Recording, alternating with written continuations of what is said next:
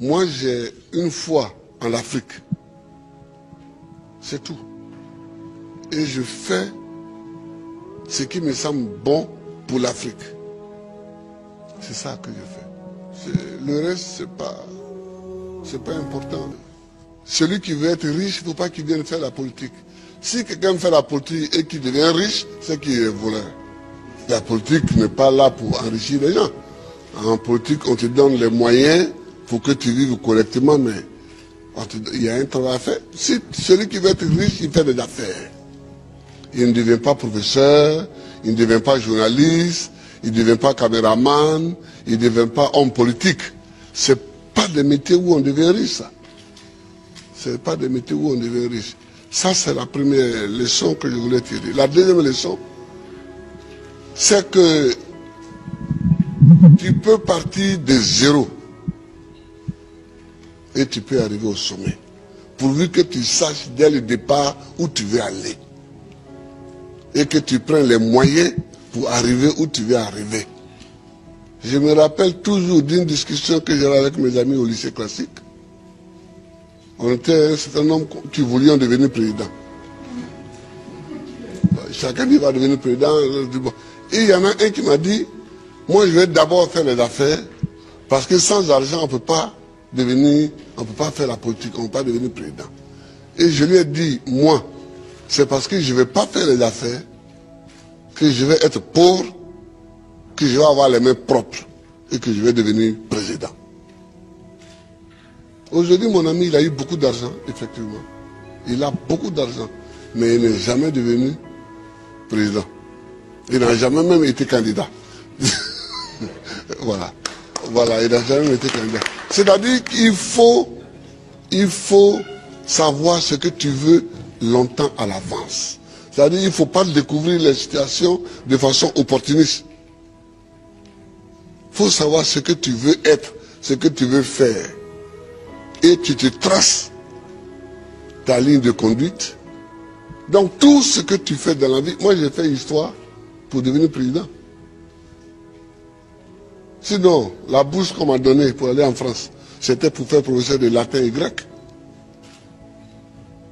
Quand j'ai commencé vraiment à militer, je me suis rendu compte qu'il me manquait l'histoire de l'Afrique pour poursuivre ma route. J'ai changé. J'ai changé. Et j'ai fait histoire parce que c'est ça qui me manquait pour connaître d'où on vient et où on peut aller en connaissant d'où on vient. Je vois des gens qui découvrent qu'il y a un fauteuil à côté, ils peuvent s'asseoir dessus. On ne s'assoit pas dessus comme ça. Le fauteuil, il est à côté, il semble vide, mais il a un propriétaire.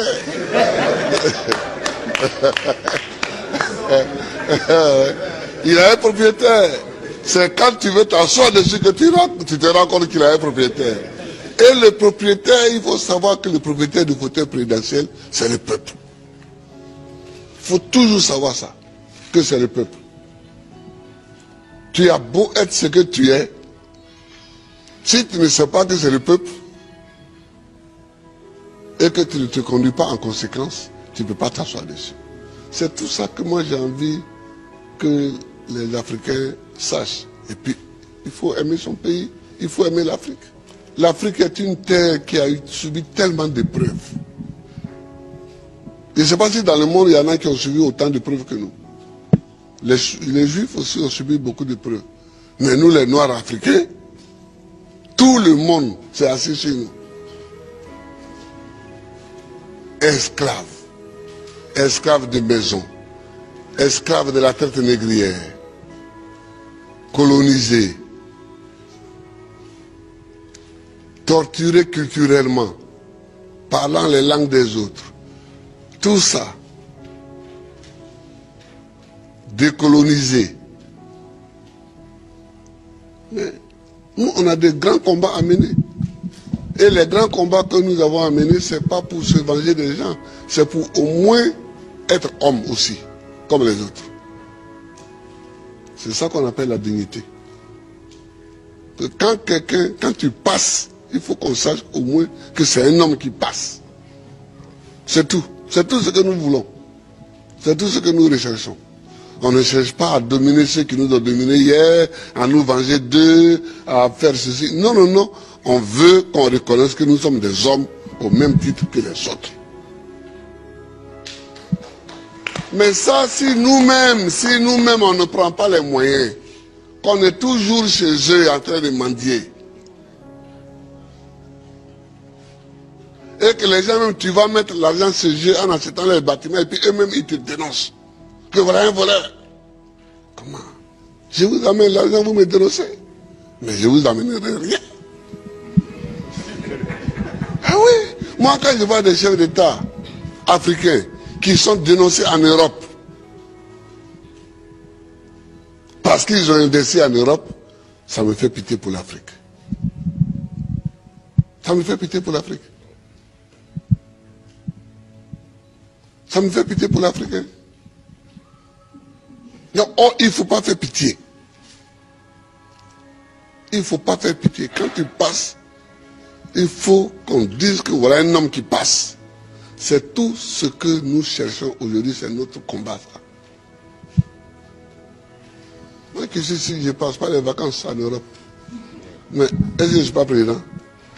Je suis président. Si je mets mon pied sur un sol européen, c'est qu'il y a une réunion à laquelle je dois participer pour que la Côte d'Ivoire gagne quelque chose. Sinon, je cherche quoi chez les autres? Je ne cherche pas quelque chose chez les autres. Si Dieu m'a mis au monde ici, c'est que dans mon environnement ici, il y a tout ce qu'il faut pour que je vive. Mon combat, c'est pour la dignité. C'est pour la dignité. C'est pour que nous effacions tous les siècles passés, les traces de tous les siècles passés, les traces de l'esclavage, les traces de la colonisation, les traces du pillage, les traces du travail forcé, les traces de la chicote. C'est pour qu'on efface tout ça. Dieu merci, avec des films comme ça, demain, les jeunes peuvent savoir le combat que nous avons mené. Et eux-mêmes vont continuer encore. Eux-mêmes vont continuer. Je vous remercie, Abdourahmane. Je vous remercie, Annie. Et tous les amis qui sont venus, je vous remercie. Que Dieu nous bénisse. Que Dieu nous bénisse.